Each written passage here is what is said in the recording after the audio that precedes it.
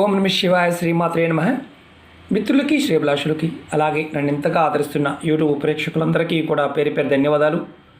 మిత్రులారా, మీ అందరికీ పరాదేవత ఎల్లవెల్లలా మీతో ఉండి మీ మనోవాంఛ నెరవేర్చాలని మనస్ఫూర్తిగా కోరుకుంటున్నాను. ఈరోజు మనం ఒక గ్లాసు నీరు, ఒక రూపాయి బిళ్ళ, కొంచెం నువ్వులతో ఒక అత్యంత శక్తివంతమైన, ప్రభావవంతమైన, పురాతనమైన ఉపాయం తెలుసుకుందాం. ఈ ఉపాయం ఎందుకు చేయాలి, ఎవరు చేయాలి, ఎటువంటి అవసరాలకు చేయాలి, చేయటం వల్ల కలిగే లాభాలు, ఇవన్నీ మీకు నేను తెలియచేస్తాను.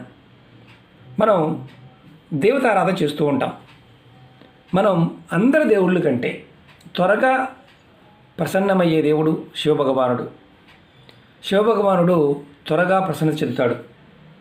మన నిత్య జీవితంలో అనేక సమస్యలు, కష్టాలు, ఇబ్బందులు, వీటి నుంచి బయటపడడానికి శివారాధన చేస్తే, శివుని ప్రార్థిస్తే త్వరగా బయటపడతాం. మీ మనోసంకల్పాలన్నీ కూడా త్వరగా నెరవేరుతాయి. చాలామందికి తెలియదు. కారణం ఏంటంటే, మన నిత్య జీవితంలో అనేక సమస్యలతో ఉన్నప్పుడు మనం భగవంతుని కూడా దూషిస్తాం. అంటే ఆరాధన చేయకపోగా భగవద్దూషణ కూడా చేస్తాం. అలాంటి సందర్భాల్లో మనకి కష్టాలు, నష్టాలు, సమస్యలు, పూర్వకర్మలో ఉన్న కొన్ని మనం పూర్వకర్మల్లో చేసిన పాపాలు, శాపాలు, వాటి ఫలితం వల్ల మనం సమస్యలు ఎదుర్కొంటూ ఉంటాం. మన నిత్య జీవితంలో ఏదైతే ఎదుర్కొంటున్నామో దాని నుంచి బయటపడడానికి ఈ ఉపాయం చేయడం వల్ల మీకు ఇంకా ఎటువంటి లాభాలు కలుగుతాయో చెప్తాను. స్కిప్ చేయకుండా పూర్తిగా చూడండి. తేలికైన ఉపాయం, చాలా శక్తివంతమైన ఉపాయం. ఈ ఉపాయాన్ని మీరు సోమవారం రోజు రాత్రి చేయాలి. అంటే మీరు పడుకునే ముందు చేయాలి. అలాగే ఈ ఉపాయం ఇంకా ఎటువంటి లాభాలు కలుగుతాయో చెప్తాను, ఎవరు చేయవచ్చో చెప్తాను. అనారోగ్య సమస్యలతో బాధపడేవారు చేయవచ్చు. అలాగే ధన సమస్యలతో బాధపడేవారు చేయవచ్చు. కుటుంబ సమస్యలతో బాధపడేవారు చేయవచ్చు. ఉద్యోగ సమస్యలతో బాధపడేవారు చేయవచ్చు. వ్యాపార సమస్యలతో బాధపడేవారు చేయవచ్చు. రకరకాల సమస్యలు, ఒక్కటని కాదు, మీకు ఏదైతే సమస్యగా ఉందో రకరకాల సమస్యలు అందరూ చేయవచ్చు అని అర్థం. ఇక్కడ జాతి, మతం, కులము ఇలాంటివి ఏమీ లేవు. చేయగలిగితే ప్రయత్నం చేయటమే. అలాగే ఇంకొకటి ముఖ్యమైనది ఏంటంటే, సమస్యలు తీరిపోయి అంటే వాటి నుంచి బయటపడి మీ మనోసంకల్పం, మీ మనసులో ఉన్న కోరిక ఏదైతే ఉందో అది నెరవేరే మార్గాలు మీకు తెలుస్తాయి. అలాగే మీరు ఎన్ని ప్రయత్నాలు చేసినా, ఎన్ని ఉపాయాలు చేసినా మీరు ఎదుర్కొంటున్న సమస్యల నుండి బయటపడలేకపోతూ ఉంటే ఈ చిన్న ఉపాయాన్ని చేసి చూడండి. మీరు ఎవరికైనా డబ్బులు ఇచ్చారు, అంటే అప్పుగా ఇచ్చారు, ఆ డబ్బులు మీకు ఇవ్వకుండా అవతల వారు మిమ్మల్ని ఇబ్బంది పెడుతున్నారు అనుకోండి. ఈ ఉపాయం చేయడం వల్ల మీ డబ్బులు మీకు తిరిగి వస్తాయి. అలాగే ఉద్యోగం కోసం, ఇంటర్వ్యూ కోసం వెళ్ళారు, కానీ ఉద్యోగం రావడం లేదు. మీరు కోరుకున్న ఉద్యోగం రావడానికి, అందులో గవర్నమెంట్ ఉద్యోగం కోసం ప్రయత్నించే వారికి ఈ ఉపాయం చేయడం వల్ల త్వరగా ఉద్యోగం వచ్చే అవకాశాలు పెరుగుతాయి. అంటే ఈ ఉపాయం చేయడం వల్ల త్వరగా ఉద్యోగం వస్తుందని అర్థం. నేను చెప్పిన మాట అర్థం, అది గుర్తుంచుకోండి. అలాగే మరి వ్యాపారం చేసేవారి పరిస్థితి ఏంటి? వ్యాపారానికి సంబంధించిన అడ్డంకులు ఏర్పడుతూ ఉన్నా, వ్యాపారం సరిగా నడవకపోయినా ఈ ఉపాయం చేయడం వల్ల అడ్డంకులు తొలగిపోయి వ్యాపార అభివృద్ధి కలుగుతుంది. ఉద్యోగంలో ప్రమోషన్ కోసం ప్రయత్నం చేసేవారు ఉంటారు, ఇంక్రిమెంట్స్ కోసం ప్రయత్నం చేసేవారు ఉంటారు, అలాగే ట్రాన్స్ఫర్ కోసం ప్రయత్నం చేసేవారు ఉంటారు. ఈ ఉపాయం చేయడం వల్ల ఈ కోరికలు ఖచ్చితంగా నెరవేరుతాయి. మీ ఇల్లు ఎప్పుడు డబ్బుతో నిండి ఉంటుంది. ధనాలు ఏమీ లేకుండా మీరు జీవించగలుగుతారు. ఈశ్వరుడు యొక్క కృపా కటాక్షం ఉంటే ఏదైనా సాధ్యమే, అది గుర్తుంచుకోవాలి. ఈ ఉపాయాన్ని మీరు ముందే చెప్పాను, ఆడవారైనా మగవారైనా చేయవచ్చు. ఆడవారు నెలసరి సమయంలో మాత్రం పొరపాటు చేయమాకండి. ఈ ఉపాయాన్ని సోమవారం రాత్రి పడుకునే ముందు చేయాలి. ఈ ఉపాయానికి కావాల్సిన పదార్థం ముందు చెప్పాను, గ్లాసు నీరు, నువ్వులు, ₹1 బిళ్ళ, అంతే, ఖర్చు లేనిది. ముందుగా మీరు ఏం చేస్తారంటే, ఈ ఉపాయాన్ని చేసే ముందు, అంటే రాత్రి మీరు 12 గంటల్లో పడుకుంటారనుకోండి, ఆ పడుకునే ముందే చేయండి. ముందుగా మీరు ఏం చేస్తారంటే నీళ్ళు తీసుకోండి. అంటే గ్లాస్ నీళ్ళు, నల్ల నువ్వులు, రూపాయి బిళ్ళ. కాళ్ళు చేతులు కడుక్కొని, అంటే కాళ్ళు చేతులు ముఖం కడుక్కొని ఈ ఉపాయం చేయవచ్చు. అది కూడా సోమవారం రాత్రి మీ పనులన్నీ పూర్తయిన తర్వాత పడుకోవడానికి వెళ్ళే ముందు ఈ ఉపాయం చేయండి. ఒక గ్లాసు నిండా నీళ్ళు తీసుకోండి. ఒక గ్లాసు నిండా తీసుకొని మీరు అందుట్లో మళ్ళీ గ్లాస్ ఉండే అనుమానం వస్తుంది. స్టీల్ గ్లాస్ అయినా పర్వాలేదు, ఇతర గ్లాస్ అయినా పర్వాలేదు, కానీ ప్లాస్టిక్ మాత్రం వాడమాకండి. గాజు గ్లాస్ అయినా వాడవచ్చు, ప్లాస్టిక్ మాత్రం వాడవద్దు. నీళ్ళు తీసుకోండి. దానిలో కొంచెం, ఈ నీళ్ళలో కొంచెం నువ్వులు వేయండి, కొద్దిగా నల్ల నువ్వులు. తర్వాత దానిలో రూపాయి కాయిన్ వేయండి. రూపాయి కాయిన్ మాత్రమే వేయండి. పూర్వం రోజుల్లో వెండి కాయలు వేసేవారు, ప్రస్తుతం అంత ఖరీదు మనం భరించలేం కాబట్టి రూపాయి కాయిన్ వేయండి.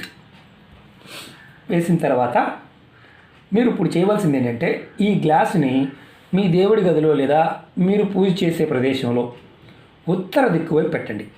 ఉత్తర దిక్కు వైపు మాత్రమే పెట్టాలి, తూర్పు కూడా కాదు, ఉత్తరం వైపు.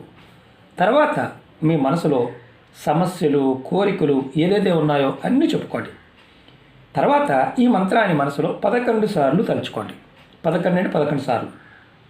ఓం నమ శివాయ, ఓం నమ శివాయ, ఓం నమ శివాయ, ఓం నమ శివాయ 11 సార్లు తలుచుకోండి.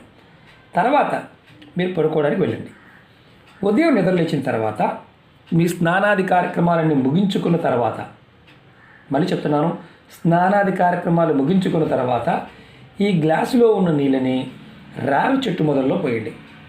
రావి చెట్టు దగ్గరలో గుడిలో ఉన్న, రోడ్డు పక్కన ఉన్న, మీ ఇంటి దగ్గర కుండీలో ఉన్న మీరు రావి చెట్టు మొదల్లో పోయండి. మీ ఇంటి లోపల కూడా అంటే ఇంటి దగ్గర ఉన్న చెట్టుకి కూడా పోయవచ్చు. అది రావి చెట్టు దగ్గర మాత్రమే పోయాలి.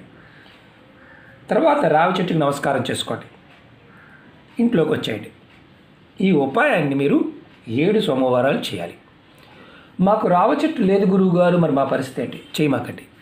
ఎందుకంటే చాలామందికి తెలియనిది ఏంటంటే తాంత్రిక ఉపాయాలు ఎప్పుడూ కూడా పదార్థము, సమయము, విధానము, ఈ 3 చాలా ఇంపార్టెంట్. అలాగే చేసేవాడి మనసు. లాభము వస్తుంది కదా అని ప్రయత్నం చేస్తే వస్తుంది, ఏమో వస్తుందో రాదో అని చేస్తే రాదు. అలాగే కొంతమందికి ఎంత చేసినా ఫలితాలు రావు. కారణం ఏంటంటే మానసిక దౌర్భాగ్యం, అంటే నమ్మకం లేకపోవడం. రెండోది అవతల వారి మీద ఎప్పుడు ఏడుస్తూనే ఉండటం. ఎవరైతే ఎప్పుడు ఏడుస్తూ ఉంటారో వారికి ఎంత దేవతారాధన చేసినా కలికాలంలో వారికి కలిసి రాదు. ఎన్ని ఉపాయాలు చేసినా వారికి పనులు కావు. ఎందుకంటే ఇది కలికాలం. ఇక్కడ ఎప్పుడూ కూడా నామాన్ని పట్టుకోవడం, భగవద్నామాన్ని స్మరిస్తూ ఉండటం. కానీ ఎప్పుడైతే ఎంత పూజ చేసినా, ఎన్ని ఉపాయాలు చేసినా ఎదుటివారితో కంపేర్ చేసుకుంటూ ఎదుటివారి మీద అసూయతో ఉంటారో వారికి జీవితకాలం, వారి బతుకున్న ఈ జన్మలే కాదు మళ్ళీ ఎన్ని జన్మలు ఎత్తినా దాన్ని, ఆ పాపాన్ని అనుభవించవలసి వస్తుందే తప్ప ఫలితాలు రావు. కాబట్టి ఎదుటివారి గురించి ఆలోచన మానేసి మనం చేస్తున్నది మనకు ఖచ్చితంగా ఫలితం వస్తుందని ఆ ఈశ్వరుడి మీద నమ్మకంతో ప్రయత్నించండి. ఖచ్చితమైన ఫలితాన్ని పొందుతారు. అలాగే మీకు ఈ వీడియో నచ్చినట్లయితే లైక్ చేయండి, ఛానల్ని సబ్స్క్రైబ్ చేసుకోండి, పక్కనే ఉన్న గంట సింబల్ని యాక్టివేట్ చేసుకోండి, 10 మంది మిత్రులకి షేర్ చేయండి. చాలామంది అడుగుతూ ఉన్నారు, గురువుగారు మేము ఎన్ని ప్రయత్నాలు చేసినా మాకు రావడం లేదు అనేవారికి గుర్తుంచుకోవాల్సిన విషయం, ఏది చేసినా నమ్మకంతో, విశ్వాసంతో ప్రయత్నించేయండి. నమ్మకం లేకపోతే మాత్రం పొరపాటున ప్రయత్నించేయమాకండి. ఇంత తేలికైన ఉపాయం కదా, పనులు అవుతాయా అని చాలామంది అంటూ ఉంటారు. ఒకటే మాట చెప్తున్నాను, జాగ్రత్తగా వినండి. రామ అనే నామంతో, రామ్ అనే నామంతో మనం పురాణంలో ఏదైతే రామాయణాన్ని రాశారో వాల్మీకి మహర్షి, ఒక్క నామంతోనే ఆయన మహర్షి అయ్యాడు. ఆంజనేయ స్వామి చిరంజీవి అయ్యాడు. రామనామానికి ఉన్న శక్తి అలాంటిది. అలాగే కలికాలంలో ఎవరైనా సరే నామాన్ని పట్టుకొని, మీ ఇష్టదైవాన్ని పట్టుకొని మనసులో నిత్యము మననం చేస్తూ ఉంటే, నామజపాన్ని చేస్తూ ఉంటే విశేషమైన ఫలితం ఉంటుంది. నేను చాలాసార్లు చెప్పాను, మేమేమీ చేయలేను అనేవారు ఇష్టదైవాన్ని పట్టుకొని నామస్మరణ చేయండి. ఒక్కసారి నారాయణ అంటే 4000 యజ్ఞం చేసిన ఫలితం వస్తుంది. ఒక యజ్ఞం చేయడానికి 1,00,000 రూపాయలు అవుతాయి అనుకోండి. ఒక్కసారి నారాయణ అంటే 4000 యజ్ఞాలు చేసిన పుణ్యం వస్తుంది. మన సనాతన ధర్మంలో భగవంతుడి గురించి చాలా చాలా చాలా గొప్పగా చెప్పడం జరిగింది. మనం లేనిపోని అపోహలతో మనం చాలామంది ఏంటంటే పాషాణ మతాలు అంటే ఒక రకంగా చెప్పాలి మత పిచ్చితో ఉన్నవారికి అర్థం కాదు. కారణం ఏంటంటే మనం సనాతన ధర్మంలో ఉన్నవారు మనం ప్రతిదానిలో కూడా భగవంతుని చూస్తాం. భగవంతుడు బయట లేడు, అంతా వ్యాపించి ఉన్నాడు. మీరు ఏ రూపంలో అనుకుంటే ఆ రూపంలో, మీకు ఏ రూపంలో కావాలంటే ఆ రూపంలో మీరు చూడగలిగే సామర్థ్యాన్ని మీకు ఇచ్చాడు. కాబట్టి మనం ఆరాధన చేస్తున్నప్పుడు గుర్తుంచుకోవలసింది మన పూర్వ ప్రాబద్ధాన్ని తొలగించుకుంటున్నాము. ప్రేమగా ఉండటం అనేది గుర్తుంచుకోవాల్సిన విషయం. ద్వేషించడం అనేది తగ్గించుకోవాలి. ద్వేషం ఎంతగా తగ్గితే జీవితంలో అంతగా అద్భుతాలు చూడడానికి అవకాశాలు ఏర్పడతాయి.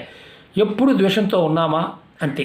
మనం ఎంత గొప్ప సాధకుడైనప్పటికీ కూడా, ఎంత పూజలు చేసినప్పటికీ కూడా ఫలితాలు రాకపోగా కర్మని పాపాన్ని మూటకట్టుకుంటూ ఉంటాం.